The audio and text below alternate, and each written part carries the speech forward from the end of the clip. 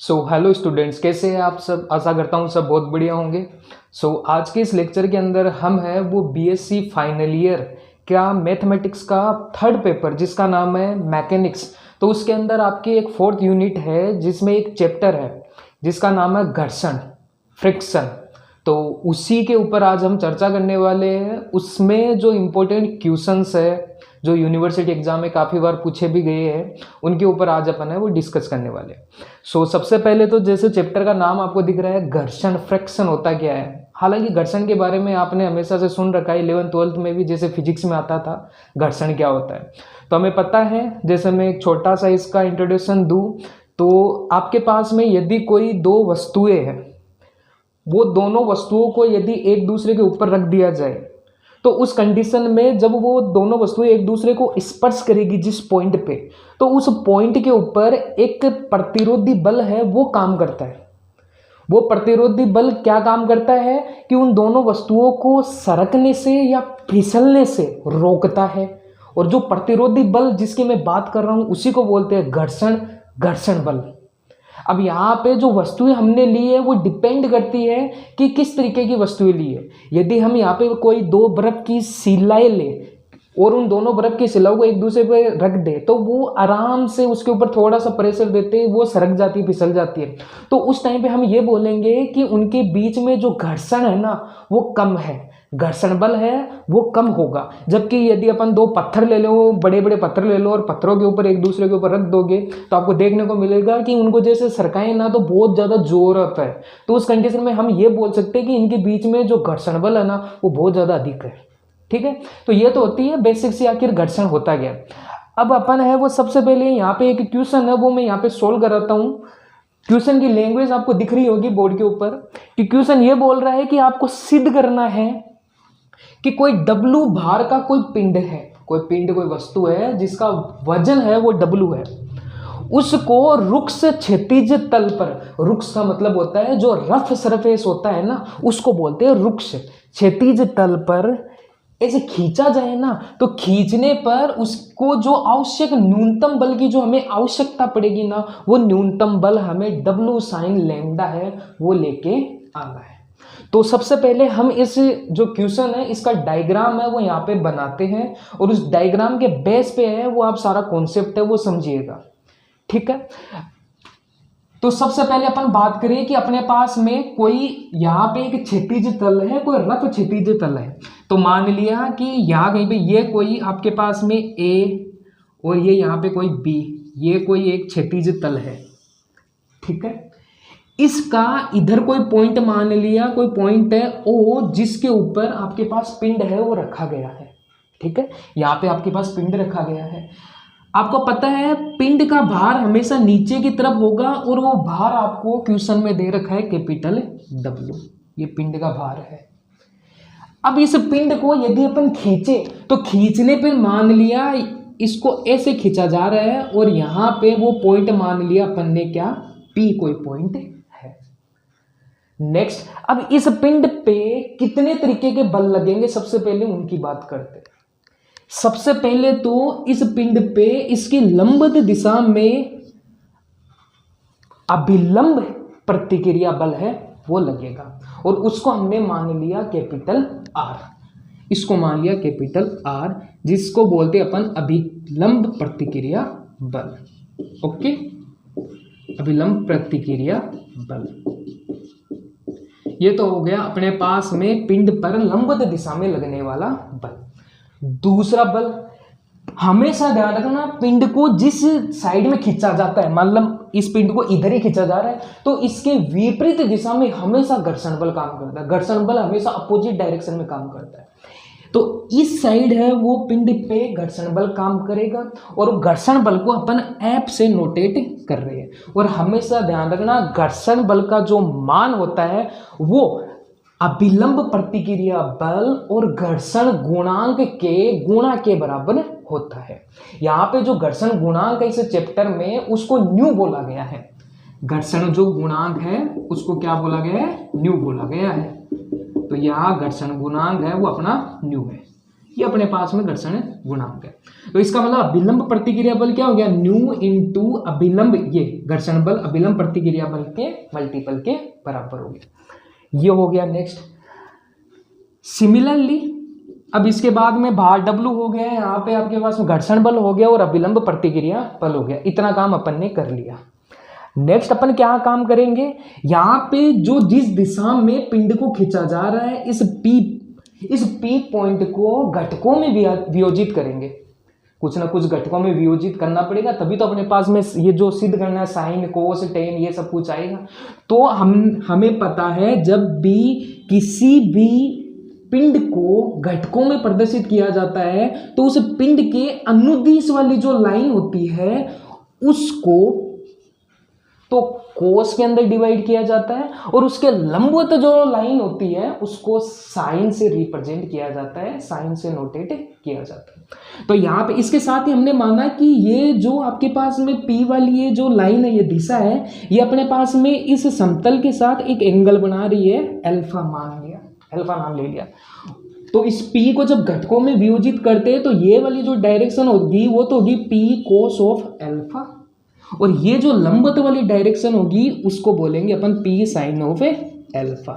हमेशा हमें पता है कि इस तरीके से यदि अपने पास में कोई P पॉइंट है और इसको घटकों में वियोजित किया जाता है तो इसके अनुदिश वाली डायरेक्शन को P कोस बोलेंगे, यदि यहाँ पे अपन इसको थीटा या अल्फा बोल रहे तो, और यहाँ वाली को अपन क्या बोलेंगे, P साइन, इसके लंबवत वाली को। ओके, नेक्स्ट अपने पास मेन जो काम करना था वो सारा काम हमने कर लिया है। अब हम चलते हैं सारी की सारी प्रोसेस पे कि इसको सोल्व कैसे करें। ध्यान रखना डायग्राम में जो लैंग्वेज मैंने बताई है वो सारी की सारी लैंग्वेज पहले लिखनी है, उसके बाद में है वो सारी चीज़ें सोल्व करनी है। अब देन यहाँ पे हम देखते हैं कि नाउ सारा कुछ हमने देखा है कि इन बलों के चक्कर में ही तो यहाँ पे ये जो है वो अपनी सीमांत कंडीशन में यानी कि स्थिर कंडीशन में, जब ये सारे के सारे बल लग रहे हैं, ये नहीं लगेंगे तो वो फिसल जाएगा, है कि नहीं। तो यहाँ पे नाउ हमारे पास जो मेन मुद्दे वाला पॉइंट था वो था इस P पॉइंट को घटकों में तोड़ने वाला, तो वो वाला लाइन है वो यहाँ पे अपन मेंशन करते हैं। नाउ P बिंदु को घटकों में वियोजित करने पर, घटकों में वियोजित करने पर अपने पास जो पॉइंट्स निकलेंगे, जो चीज़ें हमें देखने को मिल रही है वो क्या क्या देखने को मिल रही है। सबसे पहली तो यहाँ पे अपने पास में जैसे कोस की बात करूँ मैं, हमेशा ध्यान में रखना कि इन बलों की बात करेंगे क्वेश्चन, हर एक क्वेश्चन को सोल्व करने के लिए। तो यहाँ पे ये बल और ये बल अपोजिट डायरेक्शन के अंदर है, तो इसका मतलब हम ये लिखेंगे कि P कोस अल्फा है वो बराबर होगा इस वाले बल के न्यू ऑफ R। ओके, अब यदि यहाँ से मैं R की वैल्यू कैलकुलेट करूँ तो R बराबर में क्या लिख सकता हूँ, P बट्टे न्यू और इंटू में कोस ऑफ अल्फा। ओके, न्यू है वो नीचे आ गया। सिमिलरली नेक्स्ट कंडीशन में हमारे पास नेक्स्ट क्या है, यहाँ पे ये वाले बलों की बात करूँ मैं, ठीक है। तो यहाँ पे हमें दिख रहा है कि जो P साइन अल्फा है उसी की दिशा में अपने पास अभिलंब प्रतिक्रिया बल वो क्या है, कैपिटल R, और वो बराबर किसके है, इसके अपोजिट डायरेक्शन में लगने वाला बल जो किसके बराबर है, W के बराबर, वो है अपने पास में W। इसको एक बार मैं इक्वेशन नंबर 1 दे दूँ, इसको एक बार इक्वेशन नंबर में क्या दे दूँ, 2। सो स्टूडेंट्स अब नेक्स्ट है वो हम क्या करेंगे, इस इक्वेशन नंबर 1 से जो R का मान हमने निकाला है वो R का मान इस इक्वेशन नंबर 2 के अंदर अपने पुट कर देते। सो नेक्स्ट वाला काम है वो मैं यहाँ पे करता हूँ। Now equation 1 put in 2, equation 2 के अंदर जब हम पुट करेंगे तो यहाँ से अपने पास वैल्यू निकलेगी P sine of alpha plus P cos of alpha बट्टे nu is equal to W। अब इसको थोड़ा सा सोल्व कर लेते हैं। यहाँ से न्यू जब मैं यहाँ पे एलसीएम लूंगा तो ये मिलेगा mu P sine of alpha plus P cos of alpha is equal to W into mu की इधर में मल्टीप्लाई कर देता हूँ इंटू न्यू, ठीक है। अब एक और पॉइंट आपको ध्यान में रखना है, तो यहाँ पे आपको पता है जो न्यू है वो घर्षण गुणांक कहलाता है।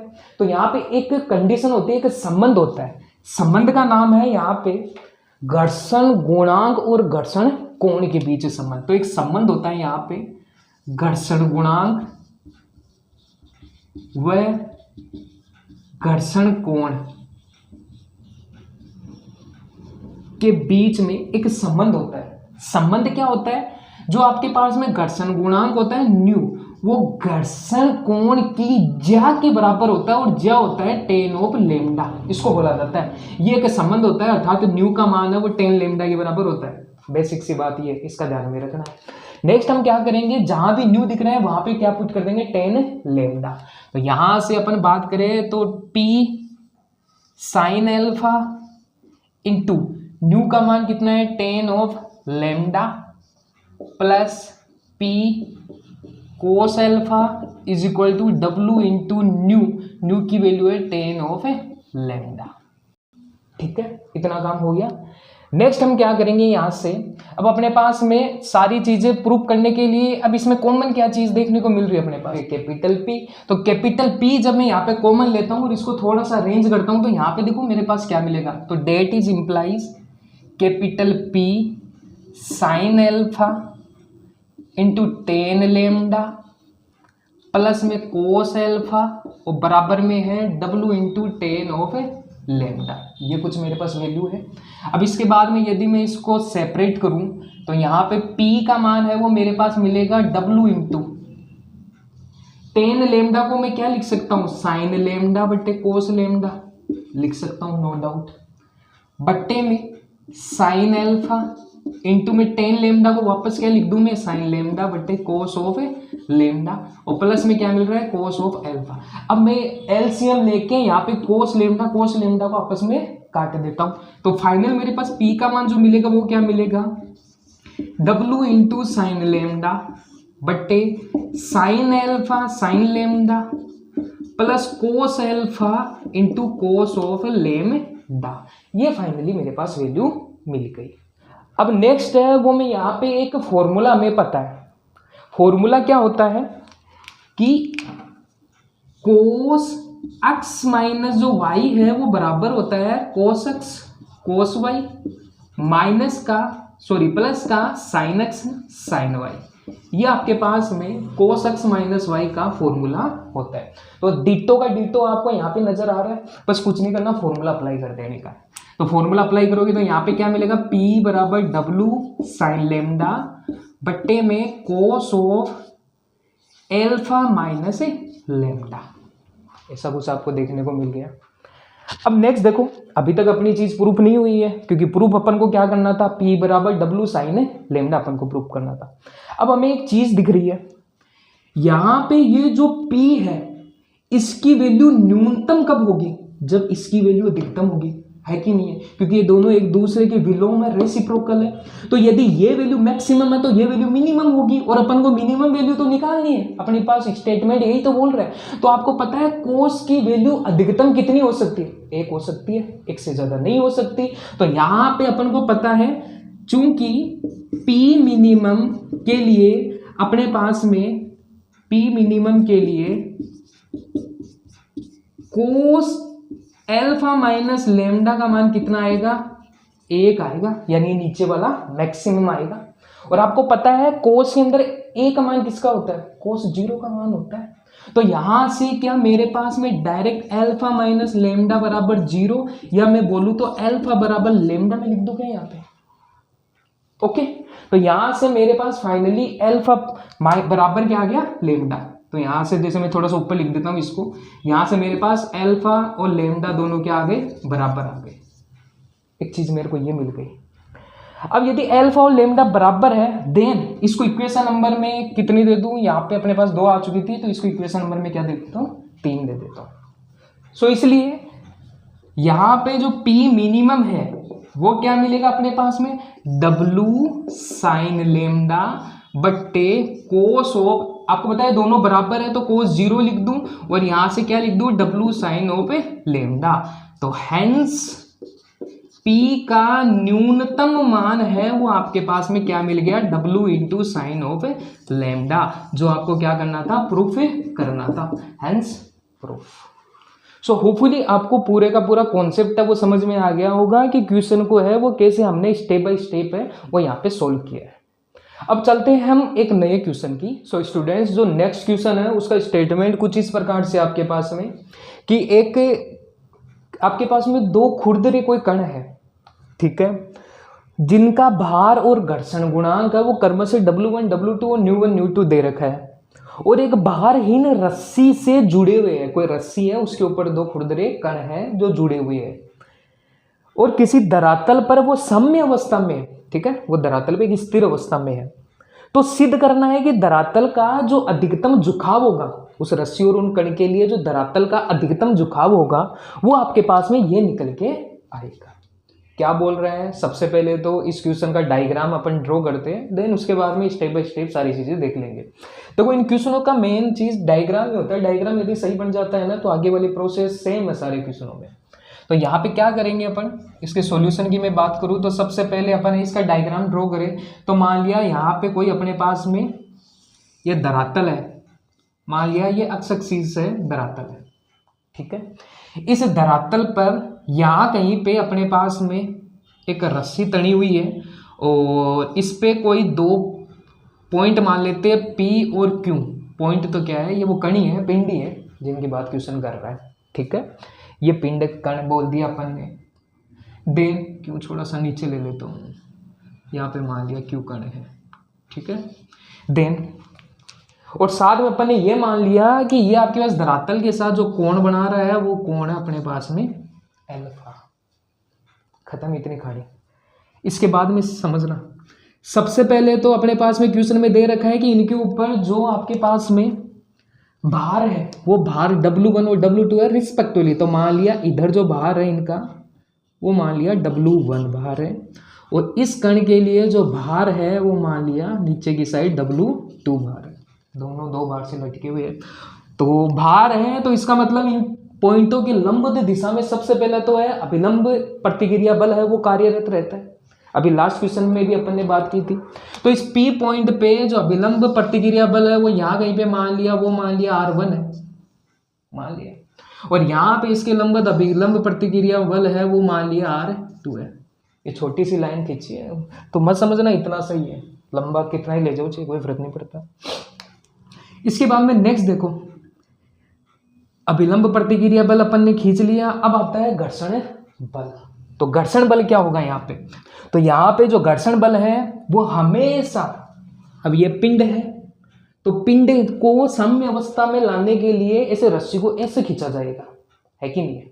तो ऐसे खींचा जाएगा तो उस कंडीशन में इस P बिंदु के लिए जो आपके पास में घर्षण बल लगेगा वो हमेशा इसके अपोजिट डायरेक्शन में लगेगा, मतलब इधर खींचेंगे तो उधर ही लगेगा। और वो कितना लगा अपने पास में ν1 R1, क्योंकि ν1 है इस P पॉइंट के लिए घर्षण गुणांक दे रखा है। सिमिलरली Q पॉइंट के लिए भी सेम ही रहेगा, घर्षण बल इधर ही लगेंगे अपोजिट डायरेक्शन में। वो क्या मिलेगा यहाँ पे ν2 R2, क्योंकि भाई जब पिंड को छोड़ दोगे या फिर पिंड पे बल काम नहीं करेगा तो पिंड नीचे की तरफ ही आएगा। ऐसे तो है नहीं पिंड ऊपर उड़ के जाएंगे, भाई ग्रेविटी है ना, तो पिंड नीचे आएंगे, तो नीचे आएंगे तो घर्षण बल है वो हमेशा अपोजिट डायरेक्शन में उनके विपरीत दिशा में लगेंगे। सबसे पहली चीज तो ये है।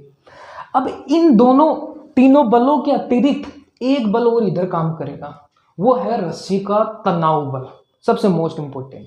तो यहाँ पे तनाव बल को समझने के लिए हमें यह समझना है कि इस पॉइंट P को, अब रस्सी को ऐसे खींचा जा रहा है तो इस पॉइंट P को खींचने के लिए हमेशा तनाव बल है वो इसके अपोजिट डायरेक्शन में लगेगा।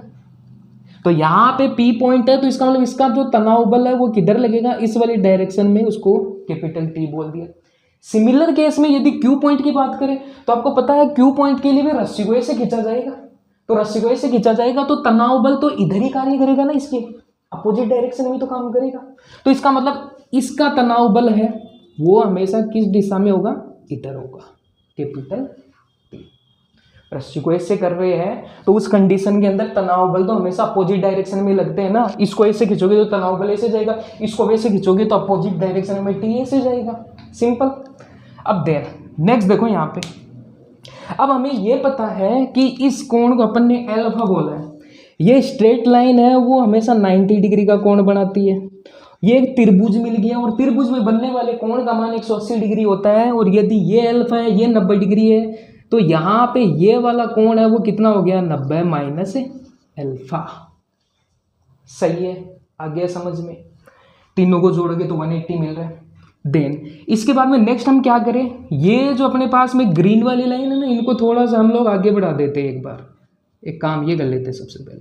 सिमिलरली इसको भी अपन यदि आगे बढ़ा दे थोड़ा सा, ठीक है, इनको थोड़ा सा आगे बढ़ा देते हैं। अब यहाँ पे हमें ये दिख रहा है, ये एक स्ट्रेट लाइन बन रही है। स्ट्रेट लाइन पे बनने वाला कोण भी 180 होता है। ये 90 है, ये 90 माइनस एल्फा है। तो इधर वाली लाइन पे बनने वाला कोण कितना है, 90 डिग्री। इसका मतलब ये पूरा कोण कितना डिग्री का हो गया, 90 डिग्री का। यहाँ से लेके यहाँ तक का कोण कितना हो गया, 90 का। इसका मतलब ये बचा हुआ कोण कितना हो गया फिर, एल्फा। बचा हुआ कोण क्या मिल गया फिर, एल्फा। भाई अंदर वाला कोण 90 माइनस एल्फा है, ये आपके पास में 90 डिग्री है, तो ये छोटा वाला कोण कितना हो गया, एल्फा। दोनों को आपस में घटा लो तो क्या मिल गया, एल्फा। सिमिलर कंडीशन यदि इसके लिए अपन यहाँ पे कैलकुलेट करेंगे तो ये वाला कोण भी हमारे पास क्या कैलकुलेट होके निकलेगा, एल्फा निकलेगा। इतना ठीक है। अब नेक्स्ट हम क्या करेंगे, ये हमारे पास में पॉइंट P है, ये अपने पास में पॉइंट Q है। इन में तोड़ते हैं, क्योंकि घटक में तोड़ेंगे तभी अपने पास में साइन कोस टेन ये सब कुछ निकलता है। जब इसको P पॉइंट को लंबवत दिशा में अपन को पता है घटक में तोड़ेंगे तो आपके पास में इसकी अनुदिश दिशा में, सबसे पहले अनुदिश दिशा की बात करते हैं तो कोस वाले घटक आता है। यदि ये कोण एल्फा है, यहाँ पे कोई पॉइंट P है, तो उसके लिए इसको घटक में तोड़ेंगे तो घटक तोड़ने पे यहाँ पे इसका मान आता है, भार कितना इसका W1, तो लंबवत घटक आ गया इसका W1 कोस ऑफ एल्फा। सही बात है। सिमिलर केस के अंदर यदि अपन इस P पॉइंट के लिए इस वाली डायरेक्शन में बात करें तो उसको भी अपन तोड़ते हैं, तो वो साइन में लिख देंगे W1 sine of alpha. Similar case अपन इस वाली लाइन के लिए लगाएंगे। इधर Q पॉइंट के लिए यदि अपन इनको घटकों में तोड़े, इस वाली दिशा को और इस वाली दिशा को, ठीक है, ये कुछ ऐसा मिल रहा है आपको, ऐसा मिल रहा है, तो ऐसा मिल रहा है, तो ये वाला तो कोस को रिप्रेजेंट करेगा, ये वाला साइन को रिप्रेजेंट करेगा। तो अनुदिश दिशा है, तो इसका मतलब इसको बोलेंगे अब अपन, बाहर कितना है W2 कोस ऑफ एल्फा, और सिमिलरली ये वाला हो गया अपने पास में W2 साइन ऑफ एल्फा। ठीक है, डायग्राम मोस्ट इंपॉर्टेंट है, सारा कुछ फॉर्मेट आप समझ गए होंगे। अब नेक्स्ट है वो अपन है यहाँ पे जितने बल अपन ने काम में लिए हैं उन सबकी डेफिनेशन लगाते हैं। जो सेम डायरेक्शन में उनको जोड़ते हुए चलेंगे, अपोजिट डायरेक्शन को बराबर करते हुए चलेंगे, जैसे लास्ट क्वेश्चन में अपन ने किया था। तो यहाँ पे अपन देखते हैं सबसे पहले P पॉइंट के लिए, तो सबसे पहला काम करते हैं अपन P बिंदु के लिए। नाउ P बिंदु के लिए, तो P बिंदु के लिए यदि अपन बात करें यहाँ पे, तो P पॉइंट के लिए यहाँ पे आपको कौन कौन से बल नजर आ रहे हैं। सबसे पहले तो P पॉइंट के लिए यदि इस बल की मैं बात करूँ, एक तो दिख रहा है मेरे को W1 साइन ऑफ एल्फा, यदि इस लाइन की मैं बात करूँ तो, और इसके अपोजिट में देखो मेरे को एक तो इसका तनाव बल दिख रहा है, वो क्या है कैपिटल T, और साथ में इसी की डायरेक्शन में एक दिख रहा है न्यू1 R1, इसका घर्षण बल। एक तो ये मिल गया। अच्छा, इसके साथ एक और मिलेगा, यहाँ पे एक चीज और नजर आ रही होगी आपको, ये लंबवत दिशा वाले बल। इधर तो कितने हैं R1, और इसके अपोजिट में क्या दिख रहा है W1 कोस ऑफ एल्फा। ये तो हो गया P पॉइंट की बात, सीधी सीधी सी। अब इन दोनों इक्वेशन की हेल्प से सबसे पहले अपन कैपिटल T है वो कैलकुलेट कर लेते हैं। तो यहाँ से कैपिटल T यदि मैं कैलकुलेट करूँ तो इधर W1 साइन ऑफ एल्फा है, ये इधर लेके आ गया माइनस का न्यू1, और R1 की वैल्यू मैं यहाँ पे लिख दूँ W1 कोस ऑफ एल्फा, ये यहाँ से मैंने R1 की वैल्यू लिख दी, तो ये आ गया T की वैल्यू। इसको मैं इक्वेशन नंबर 1 है वो यहाँ पे रिप्रेजेंट कर देता हूँ। सिमिलरली अब अपन किसकी बात करेंगे, Q बिंदु के लिए। तो Q बिंदु के लिए हमें क्या नजर आ रहा है यहाँ पे, उनकी बात कर लेते हैं। सेम चीजें देखेंगे। सबसे पहले तो अपने पास में एक तो इस वाली डायरेक्शन में W2 साइन ऑफ एल्फा नजर आ रहा है, ठीक है, और इसी डायरेक्शन में एक कैपिटल T भी नजर आ रहा है, ओके, यहाँ पे दिख रहा होगा आपको। और बराबर में क्या नजर आ रहा है, न्यू2 R ऑफ 2, एक ये। और लंबवत दिशा में जो बल काम में दिख रहा है वो है एक तो R2 है, और इधर कितना है W2 cos of alpha. So hopefully आपको P बिंदु और Q बिंदु के लिए ये रिप्रेजेंट करना आ गया होगा, कैसे हमने यहाँ पे बल है उनको यहाँ पे जोड़ा या घटाया। अब नेक्स्ट हम यहाँ पे क्या करेंगे, इस वाली इक्वेशन से भी कैपिटल टी है वो फाइंड आउट कर लेते हैं। तो कैपिटल टी यदि मैं यहाँ पे बात करूँ तो वो मिलेगा मेरे पास में, ये ν2r2 है, तो ν2 और r2 का मान है वो यहाँ पे मेरे पास कितना है W2 cos ऑफ एल्फा, और ये उधर गया तो माइनस का W2 साइन ऑफ एल्फा। ये अपने पास में किसकी वैल्यू निकल गई, टी की वैल्यू निकल गई। इक्वेशन नंबर इसको 2 है वो यहाँ पे अपन रिप्रेजेंट कर लेते हैं। अब इक्वेशन 1 और 2 से LHS बराबर है, मतलब टी है अपने पास, तो दोनों को बराबर कर देते। Now by equation first and second, तो फर्स्ट एंड सेकेंड से अपन को क्या मिलता है कि W1 sine of alpha minus का ν1 W1 कोस ऑफ एल्फा, और ये बराबर अपने पास में ν2 W2 कोस एल्फा माइनस के W2 साइन ऑफ एल्फा, इसके बराबर है। अब नेक्स्ट मैं यहाँ पे क्या करूँ, आपको दिख रहा है LHS के बराबर इधर भी साइन का पद है और उधर भी साइन का पद है, तो दोनों को साथ लेके साइन है वो कॉमन ले लो। सिमिलरली कोस के लिए भी सेम प्रोसेस करनी है। जब इन दोनों को मैं सबसे पहले तो काम करता हूँ, इनको बराबर ले आता हूँ, मैं लिखता हूँ W1 साइन ऑफ एल्फा, वो माइनस वाला इधर आया तो हो गया प्लस का W2 साइन एल्फा। इधर है मेरे पास में इसको उधर ले जाता हूँ, ये हो गया ν2 W2 कोस ऑफ एल्फा, और ये हो गया प्लस का ν1 W1 कोस ऑफ एल्फा। अब इधर से मैं यदि साइन एल्फा यदि कॉमन ले लूँ तो मेरे पास मिलेगा W1 प्लस W2, और इधर से मैं यदि कोस एल्फा कॉमन ले लूँ तो वो मिलेगा ν2 W2 प्लस ν1 W1। ओके, अब नेक्स्ट क्या करूँ, मैं कोस को इधर भेज दूँ और ये इधर भेज दूँ, तो यहाँ से मिलेगा मेरे पास में साइन एल्फा बट्टे कोस एल्फा बराबर में ν2 W2 plus ν1 W1 divided by W1 plus W2, और साइन बट्टे कोस आप सबको पता है वो होता है टेन के बराबर, तो टेन ऑफ एल्फा बराबर मेरे पास आ गया ν2 W2 प्लस ν1 W1 बट्टे में W1 प्लस W2।